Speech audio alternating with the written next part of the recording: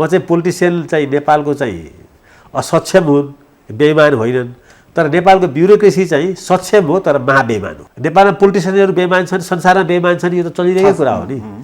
आज डिबेट छ यो विषयमा। शेरबहादुरलाई कसले इमान्दार प्राइम मिनिस्टर भनेछ, प्रचण्डलाई कसले इमान्दार चाहिँ एउटा चाहिँ नेता भनेको छैन नि। यो काम शुद्ध प्रचण्ड, शेरबहादुर र चाहिँ शेरबहादुरको चाहिँ पछाडि बस्ने बिचौलियाहरूको बिचमा बसेर यो काम भएको हुनुपर्छ। जनार्दन शर्माले चाहिँ हैन बजेटमा तलमाथि गरेर चाहिँ अरबौं रुपियाँ घोटाला गरिरहँदाखेरि त्यहाँ ती छेउमा भएका दुईटा सचिवहरू ती त सक्षम हुन् नि, पढे लेखेर प्रमोसन भएर ती त सचिव भएका हुन्। आफ्नै अगाडि एउटा सुब्बाले चाहिँ यसो गर भनेर आदेश दिइरहेको छ। अब त्यहाँ के हुन्थ्यो त उनले चाहिँ अगर स्ट्यान्ड लिइदिएको भए। अनि यो हुँदैन, म त यो मान्दिनँ, यो राष्ट्रघाती काम हो। यो राष्ट्रलाई चाहिँ म बेइमानी गर्न सक्दिनँ।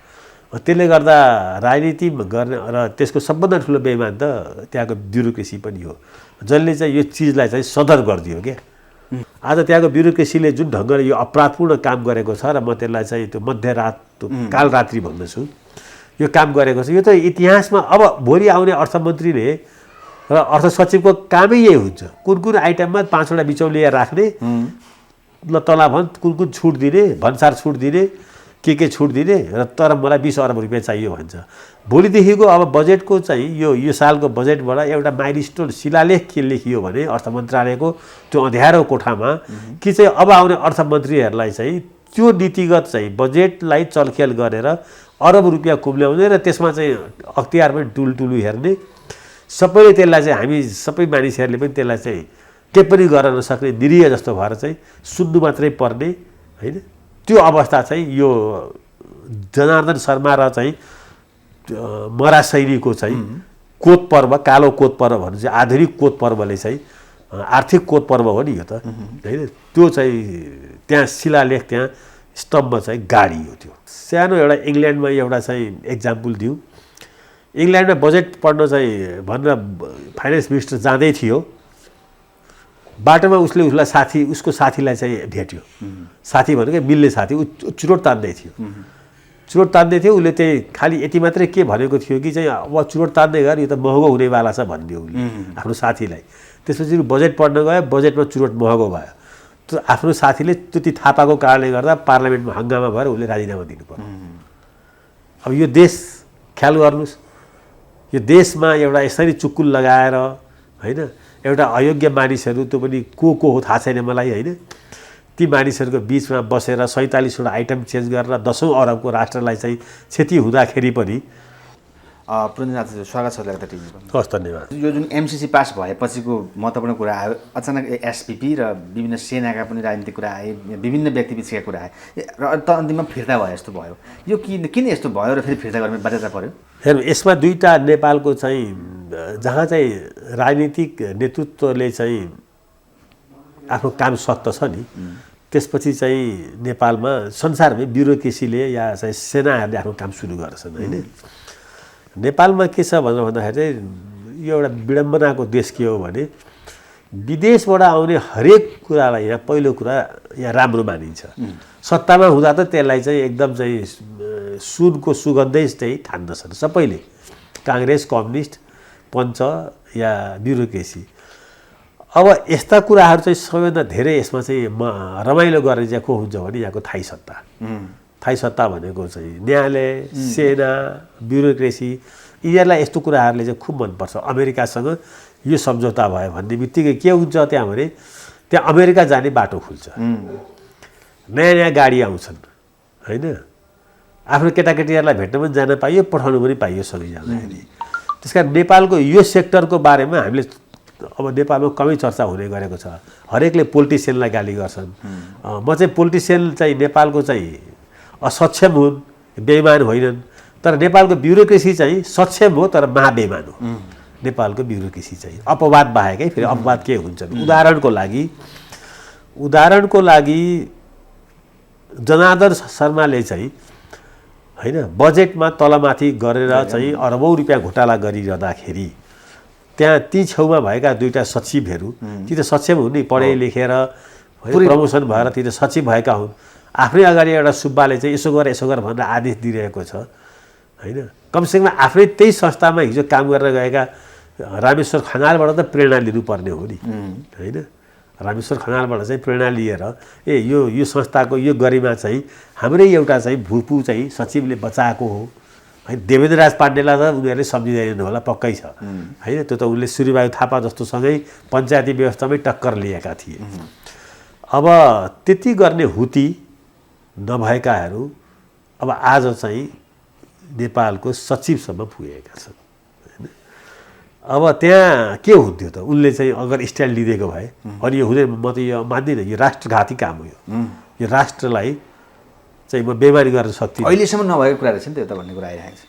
तपाईँलाई चाहिँ एउटा सानो एउटा इङ्ल्यान्डमा एउटा चाहिँ एक्जाम्पल दिउँ।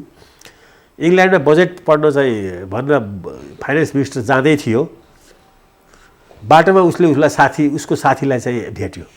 साथी भनेको मिल्ने साथी, चुरोट तान्दै थियो।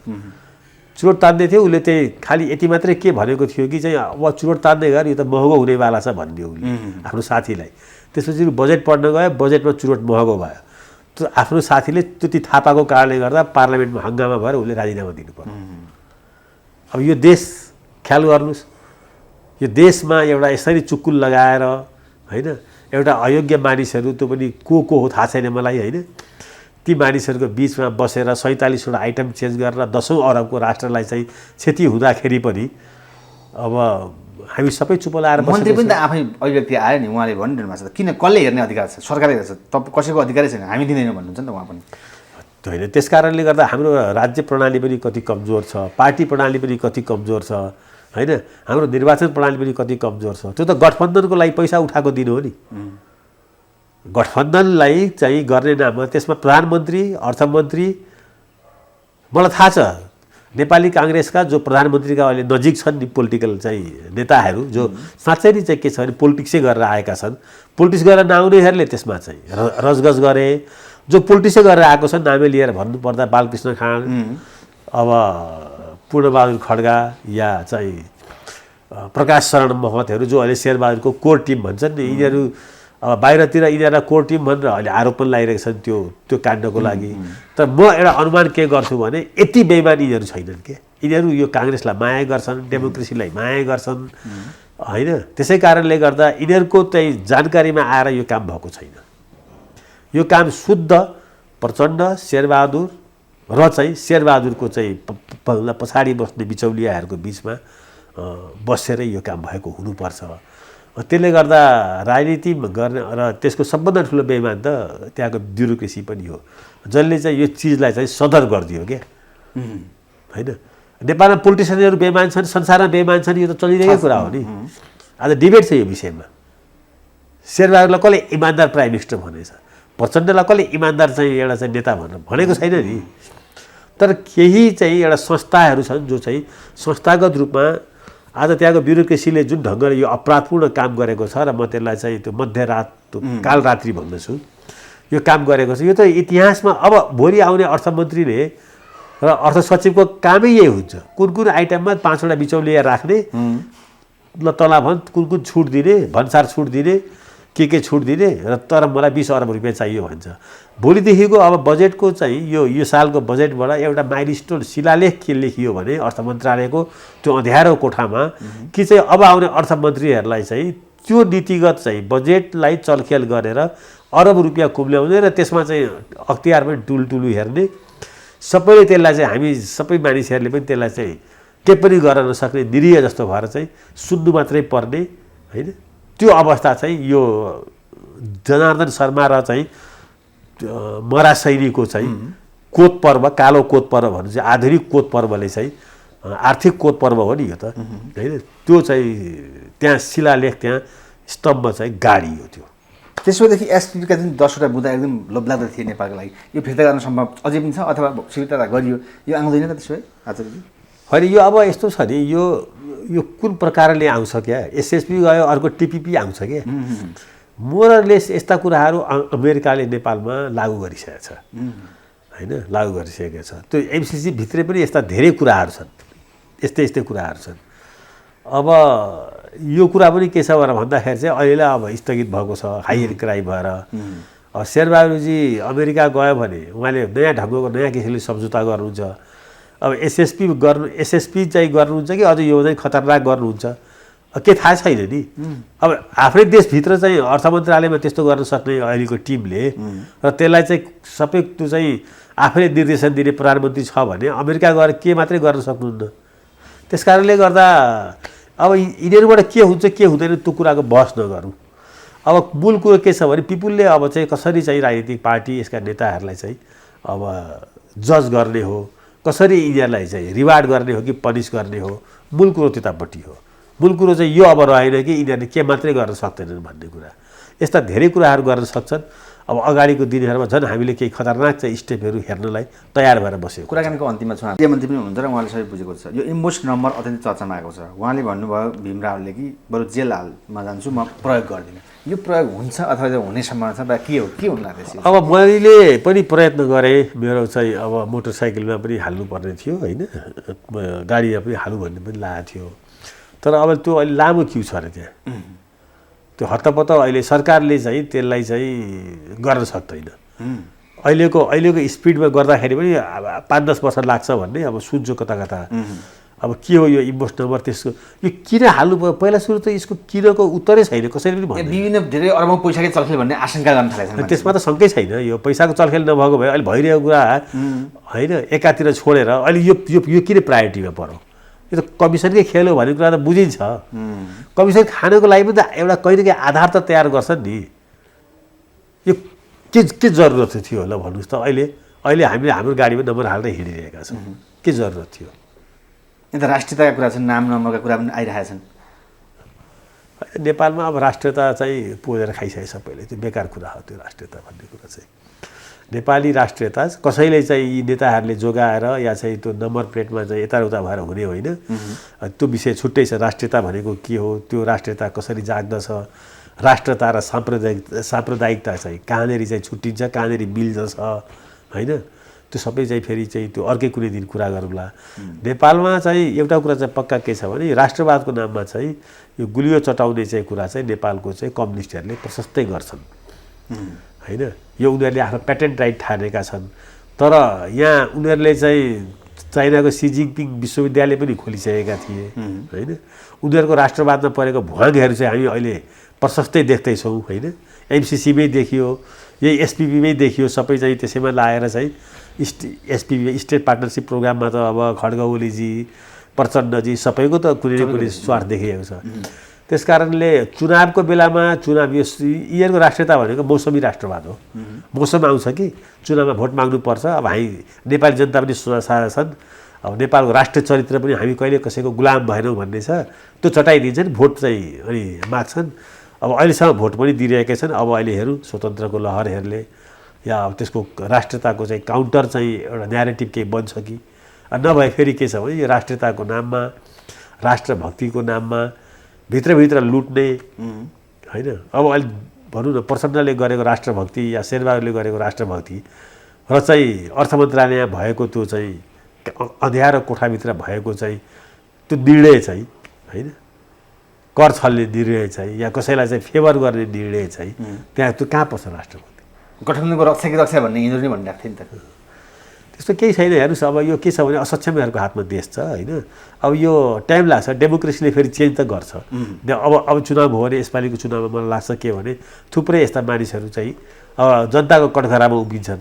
जनताले नै भोट दिएर फेरि जिताएर ल्याइसकेपछि त तपाईँ हामीले पनि धेरै चाहिँ हाम्रो चाहिँ मुखमा टेप लगाइदिएको हुन्छ। यिनीहरू यस्तै अहिलेको जस्तो देश त्यस्तै चाहिँ नेता आए भनेर भन्नुपर्ने हुन्छ। अन्तिममा त्यसो भएदेखि स्वतन्त्रको लहरसँगै अबको राजनीति कस्तो होला त नेपालमा? मलाई लाग्छ राजनीतिमा केही दबाबहरू चाहिँ सिर्जना भएको छ होइन। केही दबाबहरू, केही चाहिँ नयाँ सोचहरू भोटरमा पनि यसले केही जान्छ। तर त्यो अहिले राष्ट्रव्यापी हुन्छ, त्यो अलि हतारो हुन्छ। केही सहरहरूमा मध्यमवर्गको बिचमा केही दबाबहरू चाहिँ पोलिटिकल पार्टीहरू ठिक भएनन्, यसका नेताहरू करप्ट भए, यिनीहरूले देशलाई माया गरेनन्, देशको जनतालाई माया गरेनन् भन्ने छ। त्यसको चाहिँ प्रभावमा चाहिँ केही स्वतन्त्रहरूको चाहिँ उदय भएको छ। थप यसले चाहिँ सङ्घीय चुनावमा चाहिँ यसले भूमिका खेल्छ। तर त्यो जुन चाहिँ अब मुलुकलाई चाहिने जुन चाहिँ एउटा चाहिँ ठुलो रूपान्तरणको खाँचो छ नि त्यो चाहिँ स्वतन्त्रहरूबाट मात्रै सम्भव छैन। तर 100 वर्ष अझै कुर्नुभन्दा हिजो 100 वर्ष भएन भन्नुभन्दा आजबाट स्वतन्त्रहरूको चाहिँ या चाहिँ मेन स्ट्रिम पार्टीलाई चुनौती दिनको लागि काङ्ग्रेस र कम्युनिस्टलाई खास गरी चाहिँ चुनौती दिनको लागि केही युवाहरूले राजनीतिमा हस्तक्षेप गरेका छन्, त्यसलाई चाहिँ स्वागत गर्नुपर्छ। अन्तिममा बालन शाहले जब काम गर्न सुरुवातमा कति वडा अध्यक्षबाटै गाह्रो परे जस्तो भयो, यो भइरहेको छ मलाई एट्याक अथवा के भइरहन्छ? यो भइरहन्छ र उनले लाइभ टेलिकास्ट गरिरहनुपर्छ। यो उनी जति ट्रान्सपरेन्ट हुन्छन्, पिपलप्रति जति एकाउन्टेबल हुन्छन् होइन, उनले त्यति स्पेस क्रिएट गर्ने हो, त्यसपछि मात्रै उनलाई काम गर्न। उनलाई जसले भोट हाल्यो नि त्यो बिचमा उनी बसिरहनुपर्छ, त्यो बिचमा उनी पुगिरहनुपर्छ। अब पुग्ने के हो? लाइभ टेलिकास्ट हो होइन, पुग्ने के हो? आफ्नो काम हो, आफ्नो कर्म हो, त्यसलाई चाहिँ लाइभ टेलिकास्ट गरिरहने। त्यसपछि ती वडाध्यक्षहरू चाहिँ आफै चाहिँ बालनसँग टाँसिन बाध्य हुन्छन्, किनकि जहाँबाट ती वार्ड जितेका छन् त्यहाँको जनताले नै तिनीहरूलाई अनि त्यो राम्रो काम गर्नलाई चाहिँ किन दुःख दिस भन्छन्। त्यस कारणले बालन शाहले अहिले नेपालमा चाहिँ जुन चाहिँ एउटा नयाँ प्रयोग गरे, आफ्नो मिटिङहरू चाहिँ जुन चाहिँ लाइभ टेलिकास्ट गरिरहेका छन्, त्यो रुक्ने बित्तिकै उनी चाहिँ ट्र्यापमा पर्छन्। त्यसै कारणले हाम्रो क्याबिनेट पनि चाहिँ गर्दै हुन्छ, लाइभ टेलिकास्ट गर्दै हुन्छ। सुरक्षा र अब केही 1-2वटा चाहिँ गोप्य केही 1-2वटा मिटिङ भएर त त्यो क्याबिनेट मिटिङमा कसले के भन्छ, कसरी प्रस्तुत हुन्छ, त्यसको क्षमता के हो, जसरी पार्लियामेन्ट त लाइभ हुन्छ नि, क्याबिनेट किन लाइभ नहुने? क्याबिनेट लाइभ गर्दै हुन्छ, पार्टी केन्द्रीय कार्य समितिको मिटिङ पनि लाइभ गर्दै हुन्छ। के हुन्छ अरू थाहा नभएको कुरो के छ र? ट्रान्सपरेन्सी भन्ने, अनि त्यो चाहिँ किन लाइभ नगर्ने? सबै लाइभ गर्दै हुन्छ। खालि सुरुको 1 मिनट गरेर चाहिँ फोटो खिच्ने मात्रै काम चाहिँ गर्छ जुन मिडियाले, त्यसलाई छोडेर चाहिँ खुरुको लाएर लाइभ गर्दै भइहाल्यो। कङ्ग्रेसको पनि एमालेको पनि यसले के गर्छ भने पिपुलप्रति एकाउन्टेबल बनाउँछ होइन। केही सेक्रेट छैन भने केही कुरा के लुकाउनु पर्यो? जनताप्रति एकाउन्टेबल डेमोक्रेसी हुने हो भने त लाइभ गरे भइहाल्यो नि।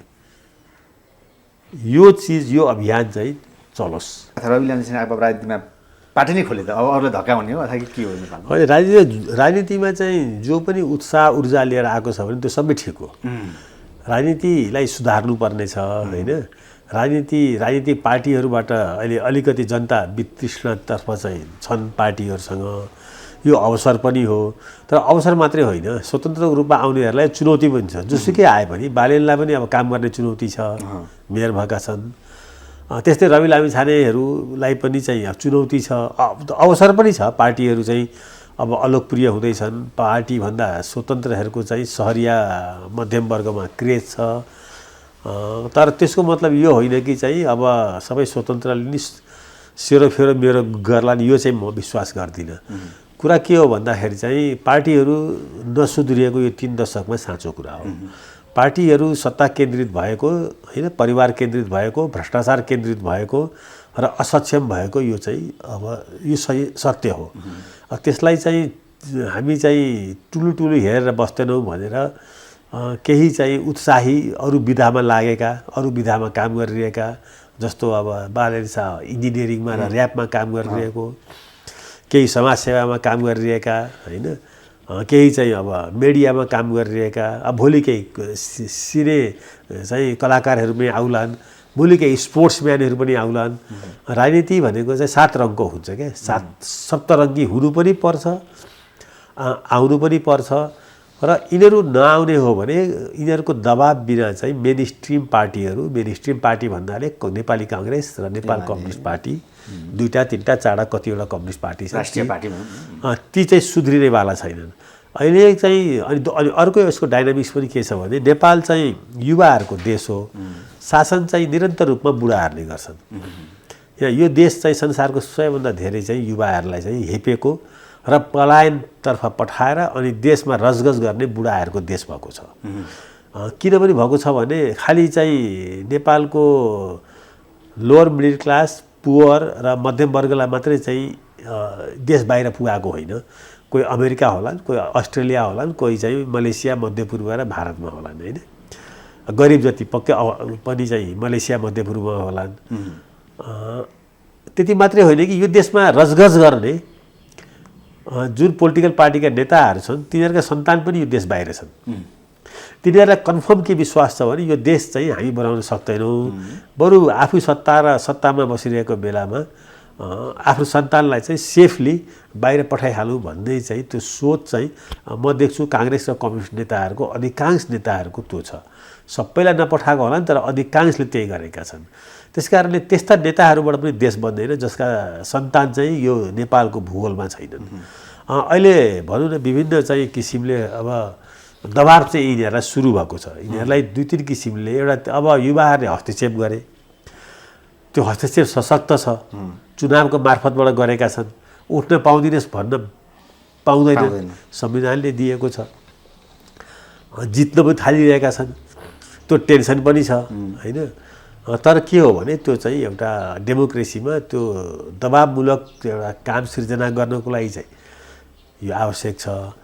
तर स्वतन्त्रकै भरमा यो मुलुक चाहिँ फेरि चेन्ज होला भन्नु चाहिँ पुरै भर चाहिँ गर्न सक्दैन, अलि अति संयुक्तिपूर्ण नै हुन्छ। किन स्वतन्त्रहरू पनि त्यसैले त होला, त्यसैले होला चाहिँ राष्ट्रिय स्वतन्त्र पार्टी नै खुल्यो नि, स्वतन्त्रकै चाहिँ नाममा पार्टी खुल्यो के। अब स्वतन्त्रकै नाममा धेरै हाँगामिगाहरू पनि फेरि अहिले देखिँदैछ होइन। यसलाई अब मेन स्ट्रिममा ल्याउने काम पनि कहीँ कसैले गर्नु पनि पर्छ त्यो। तर यो कुरो पक्का के हो भने काङ्ग्रेस र कम्युनिस्टबाट यो मुलुकको अहिले देखिएको लिडरसिपबाट अहिले जो देखिएको छ नि, अब नामै लिएर भन्दाखेरि चाहिँ यही अहिले देखिएका प्रचण्ड, शेरबहादुर ओली या यो यिनीहरूका अनुयायीहरू जो यिनीहरूसँग पछि लागेछन्, यिनीहरूबाट यो देश चाहिँ बन्दैन। देश बन्दैन भन्ने कुराले ढुक्कले यिनीहरूलाई नेतृत्व दिँदा चाहिँ हुन्छ। यिनीहरू देश बनाउने होइन, आफू बन्छन्, आफ्नो परिवार बन्छ होइन, आफ्ना चाहिँ नातागोता श्रीमतीहरू बन्छन् भनेर जिम्मा लायो भने चाहिँ त्यसले फ्रस्ट्रेसन हुँदैन। जस्तो म त्यसमा ढुक्क छु। म एउटा कुरामा के विश्वस्त छु भने केही मानिसहरू छन्, केही अनुहारहरू छन् जोबाट यो देश बन्दैन, असम्भव कुरा हो त्यो होइन। जस्तो प्रचण्डबाट देश बन्दैन। तर अझै पनि प्रचण्ड म प्रधानमन्त्री हुन पाएँ होइन, प्रधानमन्त्री हुन सक्छन्, त्यसमा मैले रोक्न सक्दिनँ नि। तर मैले उनलाई चाहिँ यो जसरी यो उनलाई चाहिँ यो 15 वर्षदेखि देखिरहेको छु, जसरी शेरबहादुरलाई मैले 40 वर्षदेखि देखिरहेको छु, जसरी केपी ओलीलाई मैले यो चाहिँ 30-40 वर्षदेखि देखिरहेको छु, या माधव नेपाललाई या रामचन्द्र पौडेललाई जो चाहिँ छन् यिनीहरूबाट देश बन्दैन। प्रचण्ड त्यसपछि अझै पनि मनमा चाहिँ लागेको प्रधानमन्त्री बन्न पाए हुन्थ्यो अथवा कुन हिसाबले बोल्दैछ? होइन, हरेकलाई मन लाग्छ प्रधानमन्त्री हुन, उनलाई किन नलाग्नु पर्ने? उनी आफूभन्दा पनि अयोग्यहरू प्रधानमन्त्री भइरहेको देख्छन् भने उनले त आफूलाई सुयोग्य पात्र ठान्छन् नि, यो स्वाभाविकै हो। यहाँ त अयोग्य र अयोग्यहरूको बिचमा चाहिँ कम्पिटिसन हो नि। त्यो अयोग्यहरूको बिचमा चाहिँ उनले आफूलाई सुयोग्य ठानेर म शेरबहादुरभन्दा त राम्रै गर्छु भनेर ठान्छन् भने त त्यो ठान्न त पाउनु पर्छ। गठबन्धनबाट स्थानीय उहाँको चुनावको परिणामसँगै काङ्ग्रेसलाई नै म पनि एमाले जस्तै बनाइदिन सक्छु, काङ्ग्रेस होसियार पनि भन्दै थिए प्रचण्डले। के भन्न खोजेको थिए? उनको यो मन चाहिँ कति डाइनामिक हुनु भइरहेको छ? होइन, त उनले त्यस्तो आँट देखाएका छन् भने त्यो शेरबहादुरजीलाई बुझेरै देखाएको हुन्। काङ्ग्रेसको प्रचण्डकरण हुनको लागि धेरै चाहिँ समस्या छैन, तर प्रचण्डको चाहिँ के छ भने लोकतान्त्रिकरण हुन चाहिँ धेरै समस्या म देख्दछु। काङ्ग्रेसलाई चाहिँ प्रचण्डले चाहिँ आफ्नो अनुकूल बनाउन सक्छन्, बनाइरहेकै छन् होइन। त्यो भनेको चाहिँ शेरबहादुरजीलाई र अहिले भइरहेको काङ्ग्रेसको निर्णायक टिममा जो बसेको छ, जस्तो अहिले पनि चाहिँ चुनावै जिते पनि, महामन्त्री नै भए पनि, उपसभापति नै भए पनि, गगन, विश्वप्रकाश, धनराजहरू या जीवन परियारहरू यिनीहरू चाहिँ काङ्ग्रेसभित्र निर्णायक हुन सकेका छैनन् होइन। त्यो देखिन्छ। त्यत्रो चाहिँ 40% भोट ल्याए पनि शेखर कोइराला र शेरबहादुरको चाहिँ भेटघाटमा एकदम पातलो छ होइन। उनी अहिले पनि त्यही पुरानो चाहिँ एउटा टिम छ जो थोत्रो र पङ्गु भएको छ, त्यसैलाई लिएर काङ्ग्रेस चलाएर काङ्ग्रेसलाई बैतरणी पार गराउँछु भन्ने चाहिँ लाइनमा होला, जुन सम्भव देख्दिनँ म चाहिँ। भएछ भने मानिदिउँला, केही छैन। त्यसो हो भनेदेखि प्रचण्डकै वरिपरि काङ्ग्रेस अथवा देउवा घुमेको यो कुरा र अहिले उहाँ आफू अघि आउन खोजिरहेको प्रचण्ड भनेपछि अलिक बढी नै बाठा हुने नेतामा प्रचण्ड? खै प्रचण्डले कसलाई खेलाउनु बाँकी छ र? भारतलाई खेलाए होइन। अहिले अमेरिकालाई पनि एमसिसी र उसमा खेलाएकै हुन्, एसपिपीमा होइन। प्रचण्डको स्ट्यान्डहरू त हेर्दैखेरि बुझिन्छ नि, उनी त केही पनि स्ट्यान्ड नभएको मान्छे हुन् नि। एक त उनलाई लाग्छ उनले खेलाइरहेका छन् होइन। अब खेलाउँदै उनी खेल्न थालिसक्यो क्या। तर अहिले चाहिँ सबैभन्दा चाहिँ उनले चाहिँ के भयो भने उनको दिमागमा के हो भने हिजो अरूले बनाइरहेको पार्टी एमाले म चाहिँ क्याप्चर गर्छु भनेर गए, त्यसलाई नाम त चेन्ज गराए, नेपाल कम्युनिस्ट पार्टी राखे। तर ओली जस्तो बाठो मान्छेले चाँडै बुझे होइन। यो मान्छे चाहिँ यहाँ चाहिँ मलाई सहयोग गर्न आएको होइन, यो पार्टी कब्जा गर्न आएको भन्ने बुझे र उनले उसलाई चाहिँ त्यहाँबाट किक गरे। अब त्यसपछि उनले कहाँ जाने त? उनी आफू आफ्नो पार्टी बनाएर चाहिँ यो मुलुकको अब फेरि नम्बर 1 पार्टी बन्छु भन्ने उनको त्यो दिमागमै छैन प्रचण्डको। त्यसपछि उनले शेरबहादुर सबभन्दा सफ्ट टार्गेट ठाने। शेरबहादुरलाई सजिलै किसिमको सत्ताको लोभ देखायो भने गठबन्धन भनेर चाहिँ शेरबहादुरजी गठबन्धन र सत्ताको लोभ भनिसकेपछि जे पनि गर्छन् भन्ने त्यो उनले त्यो एनालाइसिस चाहिँ गरे। त्यो न्यारेटिभ डेभलप गरिसकेपछि शेरबहादुरजीसँग उनी चाहिँ गए त्यहाँ र शेरबहादुर मार्फतबाट अब उनले चाहिँ बिस्तारै बिस्तारै काङ्ग्रेसको चाहिँ प्रचण्डकरण गर्दैछन्। काङ्ग्रेसलाई अब अहिले अलिकति के छ भने एमालेको एकदम भय देखाइदिने। एमाले डरलाग्दो छ, अहिले पनि ओली सबभन्दा प्रभावशाली छ, त्यसै कारणले यो गठबन्धन पनि जरुरी छ र एमालेलाई साइजमा ल्याउनको लागि शेरबहादुरजी तपाईँ हामीसँग मिल्नु भएन भने तपाईँ खत्तम हुनुहुन्छ भनेर उनले प्रचण्डले शेरबहादुरलाई भने। शेरबहादुरले त्यही कुरा काङ्ग्रेस दललाई भने। अहिले पनि एमाले एकदम तगडा छ, ओली तगडा छ, हामी मिल्नुपर्छ भनेर उनीकै अभिव्यक्ति हो। त्यस कारणले सबभन्दा ठुलो के छ भने काङ्ग्रेसको दुर्भाग्य पनि भनौँ। अब काङ्ग्रेस चाहिँ एउटा आज एउटा यस्तो पार्टी भएको छ जुन पार्टी चाहिँ के छ भन्दा यस्तोको नेतृत्वमा छ जो चाहिँ शैल्य यस्तो भएको छ होइन। आफ्नै कमान्डमा 6 वर्षदेखि सभापति छ, त्यो मान्छे 6.5 वर्ष भइसक्यो। यो पार्टीलाई म 1 नम्बरमा बनाउँछु सभापति भएपछि भन्न छोडेर दोस्रो पटक चाहिँ सभापति हुँदाखेरि पनि लिडर जस्तो चाहिँ बोली व्यवहार छैन। अब त्यो उनको बोली व्यवहार कहाँ चाहिँ भेटिन्छ भन्दाखेरि चाहिँ हामीले चाहिँ या चाहिँ डेमोक्रेट्स एउटा खेमाहरूले या यो मुलुकको डेमोक्रेटिक मुभमेन्टले चाहिँ शेरबहादुरमा होइन अब प्रचण्डमा भर पर्नु भएको छ। ओली चाहिँ खाँटी कम्युनिस्ट हो, यसले एकदलीय ल्याउँछ, यसले संविधान खान्छ, यसले लोकतन्त्र खान्छ। त्यो सबै चाहिँ कोबाट जोगिन्छ भन्दा अब प्रचण्डबाट जोगिन्छ भनेर चाहिँ काङ्ग्रेसका चाहिँ शेरबहादुर खेमाका मानिसहरू र शेरबहादुर स्वयं पनि प्रचण्डको शरणमा परेका छन् होइन। अब यसले कहाँ पुग्छ काङ्ग्रेस त अहिले चाहिँ हामी अनुमान मात्रै गर्न सक्छौँ। अब आउने सङ्घीय निर्वाचनमा काङ्ग्रेसले चाहिँ झन्डै अब आधी सिट त चाहिँ 4टा कम्युनिस्ट पार्टीलाई देला नि। 165 मध्ये 80-90 सिट त चाहिँ काङ्ग्रेसले लिएला, बाँकी आधी त चाहिँ 4वटा कम्युनिस्टलाई दिनु पर्यो। उपेन्द्र यादव र बाबुरामलाई, के अरे माधव नेपाललाई र झलनाथलाई होइन। अनि त्यसपछि आएर चाहिँ जनमोर्चालाई अनि माओवादी प्रचण्डलाई। काङ्ग्रेस अहिले नेपालमा शेरबहादुरको नेतृत्वमा कम्युनिस्टको विस्तार गर्ने योजनामा चाहिँ शेरबहादुरको नेतृत्व टोली लागेको छ। कम्युनिस्ट व्यवस्थित हुँदैछ। कङ्ग्रेसलाई चाहिँ कम्युनिस्टहरूलाई विस्तार गर्ने, एउटा कम्युनिस्ट भएर पुगेन अरू सबै कम्युनिस्टलाई भर्थेक गर्ने, एमाले ठुलो भएको नाममा अरू सबै कम्युनिस्टलाई पनि ठुलो पार्ने चाहिँ अभियान र अभियन्ता चाहिँ शेरबहादुरजीको टोली लागेको छ। यहाँ त आचार्यज्यू जस्तै देउबा भन्दा पनि उहाँसँगसँगै उहाँकी पत्नी आर्जुको चाहिँ बढी कुराहरू सुनिए। जस्तै यो महिनामा पनि धेरैपल्ट कुरा सुनिए। जस्तै बालन शाहहरूले जित्दा पनि उहाँहरूले कति सामाजिक सञ्जाल अथवा हजुर जस्ता बोल्ने व्यक्ति पनि किनेर जितिस् भन्ने आरोप लाउनुहुन्छ नि त उहाँले। यो कुरालाई कसरी? होइन, त्यो राजनीति पनि थाहा छैन, राजनीतिक एबिसिडी थाहा छैन नि। काङ्ग्रेसको त्यो मूल्य पद्धति सिद्धान्त आर्जु राणाको थाहा हुन्छ? थाहा नै हुँदैन नि। आर्जु राणाको नेपाली काङ्ग्रेसमा कुनै योगदान छैन, 0। शेरबहादुरजी मन्त्री भइसकेपछि बिहा गरेको हुनाले उहाँले चाहिँ त्यसैको अंश खान पाउनुभएको हो होइन। नेपालको डेमोक्रेटिक मुभमेन्ट के हो, त्यसको सफरिङ के हो, त्यसको चाहिँ स्याक्रिफाइस के हो त्यो थाहा छैन उहाँलाई। उहाँ महिला हुनुहुन्छ, पढे लेखेको हुनुहुन्छ, राणा परिवारबाट आउनुभएको छ। म उहाँलाई धेरै चाहिँ टिका टिप्पणी त गर्न चाहन्न, तर एउटा कुरा चाहिँ के गर्न चाहन्छु भन्दाखेरि चाहिँ अब त्यो जुन काङ्ग्रेस कल्चर भन्छन् नि, त्यो काङ्ग्रेस कल्चर चाहिँ म उहाँको अभिव्यक्तिहरूमा भेट्दिनँ, कुनै पनि छैन त्यहाँ। म चाहिँ भेट्दिनँ। अब त्यस्तो म धेरै एक्सट्रिम पोजिसन लिन्न। अब मुलुकको अब फर्स्ट लेडी हो आजको दिनमा होइन। तर अब काङ्ग्रेसमा कैयन महिलाहरू उहाँभन्दा धेरै त्याग गरेका, काङ्ग्रेसको लागि जेल परेका, स्याक्रिफाइस गरेका, साँच्चै नै सक्षम पनि होइन। मेरो आँखा अगाडि झलझली छन्, तर ती चाहिँ के छ भन्दाखेरि चाहिँ आज काङ्ग्रेस भएकोमा पीडा भोग्दैछन्। तर अब त्यो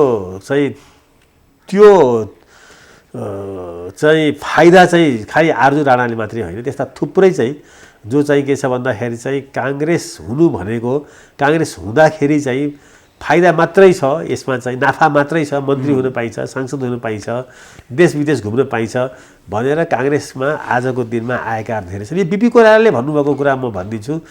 काङ्ग्रेस सत्तामा पुगेपछि सुकिला मुकिलाहरूले काङ्ग्रेसलाई घेर्छन् भन्छन्। अब त्यो कुरा चाहिँ के छ भने साक्षात् अहिले काङ्ग्रेसले भोगिरहेको छ। त्यही हो। त्यसो भएदेखि यो चर्चा भइरहेको छ नि मन्त्री हेरफेर र माधव नेपालको भनाइ, अनि जस्तै प्रेम आलेहरू जस्ता व्यक्तिहरूलाई हेरफेर गर्ने कुरामा बरु देउवाभन्दा आले बढी शक्तिशाली भएको देखियो। तपाईँलाई बरु प्रधानमन्त्री पद खाइदिन सकिन्छ, हामीलाई चलाउनु होइन भन्ने कुरा जस्तै गरेर अहिलेसम्म अडिया छन्। आज भर्खरै बुझाएर राजीनामा बरु जुनसुकैलाई पनि दिन सक्छु भन्ने कुरा, यो दुईटाको कम्बिनेसनको भनाइलाई कसरी लिन सकिन्छ? मैले चाहिँ यो चाहिँ के छ भने अब यो प्रेम आले भन्ने मान्छेसँग मेरो चिन्जान पनि छैन, मलाई उनको स्टेट अफ माइन्ड पनि थाहा छैन। तर के छ भने उनको सार्वजनिक जीवन र अभिव्यक्ति चाहिँ संसदीय व्यवस्थाको चाहिँ त्यो डिकोरम र डिसेन्सी जुन हुन्छ नि त्यसको अनुकूल छैन।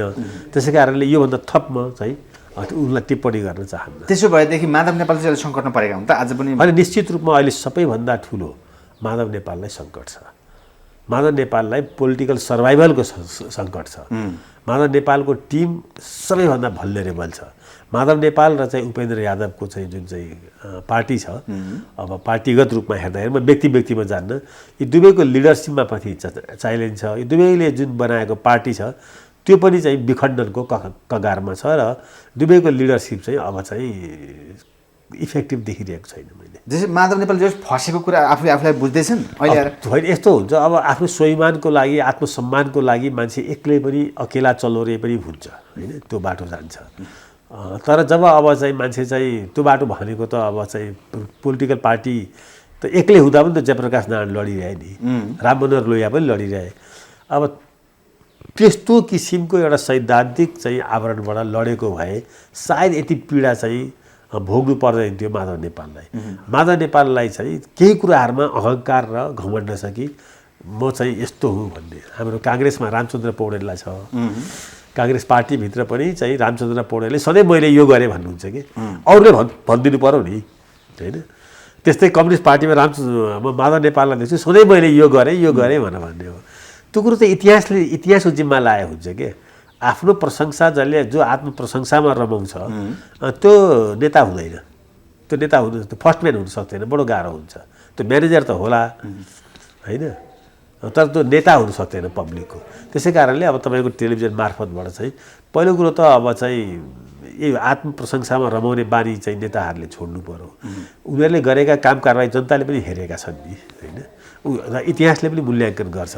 माधवजीको पनि त्यही हो। माधवजी र मैले भनिहालेँ अहिले थुप्रै मानिसहरूको अब राजनीतिक चाहिँ भविष्य चाहिँ एउटा उमेरको कारणले, अर्को नयाँ युवाहरूको दबावको कारणले, अर्को पार्टीभित्रै भइरहेको नयाँ चाहिँ चलखेलको कारणले गर्दा र विघटन र पुनर्गठनको नयाँ सन्दर्भहरू अहिले अगाडि आइरहेका छन्। त्यो कारणले गर्दाखेरि चाहिँ नेपाली काङ्ग्रेस, नेपाल कम्युनिस्ट पार्टीभित्र धेरैजना मान्छेहरू पाखा लाग्दैछन्। पाखा लाग्नु पनि पर्छ, किन भन्दाखेरि चाहिँ यिनीहरूले पनि धेरै मानिसहरूलाई हिजो पाखा लगाएको सबैको चाहिँ कहिले चाहिँ गोरेको पालो कहिले कालोको पालो भने जस्तै हिजोको दिनमा के हो भने केही चाहिँ अलिकति एब्सोल्युट नेताहरूलाई चाहिँ आफ्नो अनुकूल बनाएर काङ्ग्रेस र कम्युनिस्ट पार्टीमा चाहिँ आफ्नै साथीहरूको चाहिँ राजनीतिक हत्या गर्ने चाहिँ धेरै ठुलो योजनाबद्ध चाहिँ एउटा अभियान चल्यो।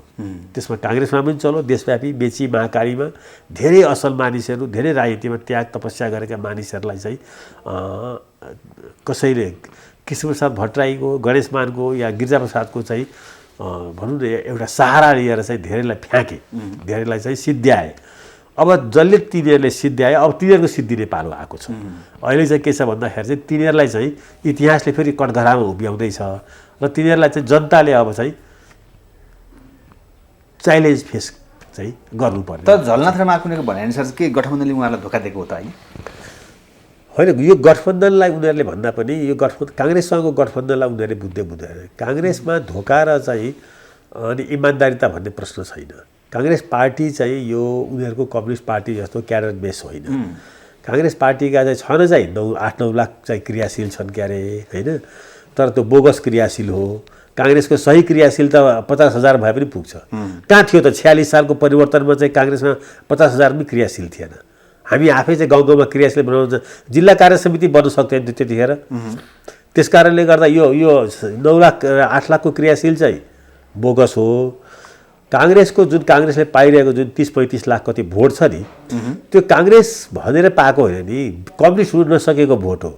अनि त्यो भोट चाहिँ खुर्क लाएर चाहिँ शेरबहादुरले या रामचन्द्रले भन्ने बित्तिकै त्यो चाहिँ झलनाथ र चाहिँ माधव नेपाललाई पनि हाल्न जान्छन् भनेर सोच्नु नि चाहिँ त्यो नेपालको राजनीतिक चाहिँ डाइनामिक्स नबुझेको मान्छेले सोध्छ। कम्युनिस्ट पार्टीमा त्यस्तो होला, माओवादीको नेता प्रचण्डले भन्ने बित्तिकै उनका चाहिँ कार्यकर्ता र उनको भोटरमा फरक पर्दैन। तर काङ्ग्रेस पार्टी त्यस्तो होइन। काङ्ग्रेस पार्टीमा त के छ भने मलाई मन परेन म भोट हाल्दिनँ नि, शेरबहादुरले भन्दै म भोट हाल्छु त। यस्ता मान्छे त 20-30 लाख छन् काङ्ग्रेसमा होइन। त्यस कारणले एलायन्स पनि हो, चित्त बुझ्यो भने भोट हाल्छन्, चित्त बुझ्यो भने भोट हाल्छन्।